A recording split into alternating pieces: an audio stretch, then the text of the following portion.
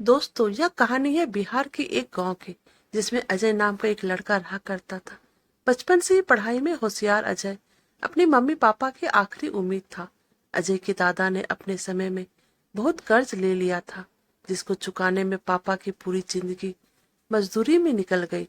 उसके पास थोड़ी सी जमीन थी, जिससे उनका गुजारा हो रहा था।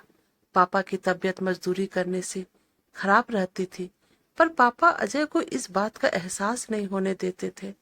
अजय को पढ़ाई में इतना होशियार देखकर उसके मम्मी पापा ने हर वह काम किया जिससे वह अजय को पढ़ा पाए। अजय की कॉलेज की पढ़ाई खत्म हो गई थी और वह एक छोटी सी नौकरी करने लगा, जिससे उसका खर्च निकल जाता और साथ में वह कलेक्टर बनने की तैयारी भी कर रहा था। अजय अपने वक्त का एक मिनट भी फालतू नहीं गुजारता था। उसने पूरे समय पढ़ाई और नौकरी में ही लगा दिया।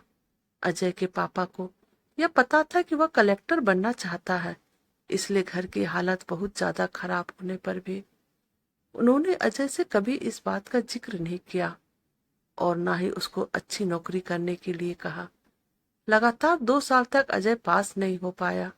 उसके बाद भी उसके पिता ने अपना घर और जमीन गिरवी रखकर अजय को आईएएस की कोचिंग ज्वाइन करवाई और उसकी नौकरी भी छुड़वा दी और केवल पढ़ाई करने को कहा। अजय के पापा हमेशा उससे कहा करते, बेटा खेत और घर दोबारा आ जाएंगे, पर कलेक्टर दोबारा नहीं बन सकते।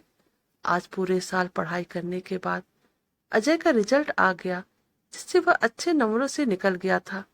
आज उसके पिता से ज्यादा खुश कोई नहीं था। ऐसा लग रहा था जैसे अजय का सपना पूरा होने वाला है, पर भगवान को कुछ और ही मंजूर था। अजय का कल इंटरव्यू था और सुबह से उसके पापा की तबीयत खराब थी। अजय के पापा उसकी माँ से बार बार कह रहे थे कि अजय को मत बताना, और उस दिन देर रात उनकी मौत हो गई। अब एक माँ जिसकी गोद में उसका पति गुजर गया और वह अपने दर्द को भुलाकर अपने बेटी की जिंदगी के बारे में सोच रही थी। माँ ने पड़ोसियों तक को इस बात का एहसास नहीं होने दिया कि उसका पति अब नहीं रहा। पूरी रात ऐसे रोई कि आवाज भी नहीं निकले, और सुबह अजय जब इंटरव्यू देने जाने लगा तब माँ और पापा के आशीर्वाद के लिए उसने माँ को कॉल किया। माँ ने पूरी हिम्मत लगा दी अपना सच छुपाने के लिए और अजय को आशीर्वाद दिया। और जब अजय ने पापा से बात करने को कहा तो माँ बोली, पापा अब तुमसे बात नहीं करेंगे, वो कलेक्टर से ही बात करेंगे। इतनी बात करके माँ ने फोन रख दिया। अजय का जब इंटरव्यू हो गया तब उसे बताया गया कि उसके पिता की तबीयत खराब है, उसको तुरंत घर जाना है। अजय को एक पल नहीं लगा अपने पिता की हालत समझने में। घर पहुंचकर पिता के पैरों में गिरकर वह जोर जोर से रोने लगा और कहने लगा, पापा उठो, देखो मैं कलेक्टर बन गया। आज उसके पिता को वह खुशी मिली थी जिसके उनको वर्षों से इंतजार था, पर आज वह इस दुनिया में नहीं थे। भगवान अजय के पिता की जिंदगी में सुख लिखना ही भूल गए थे। पहले वह अपने पिता के कर्ज में जिंदगी भर मजदूरी करते रहे और फिर बेटे के सपने में फिर घर और जमीन गिरवी रखनी पड़ी। वह जिंदगी में कर्ज लेकर आए और कर्ज लेकर चले गए। अजय के पिता को भले ही जिंदगी में कुछ हासिल न हुआ हो, पर वह अपने लड़के को इस काबिल बना गए कि वह अपने साथ पुश्तों को बैठे बैठे खिला पाए। अजय की माँ ने जो उस रात किया, जिसको करने का जज्बा बहुत कम लोगों में होता है।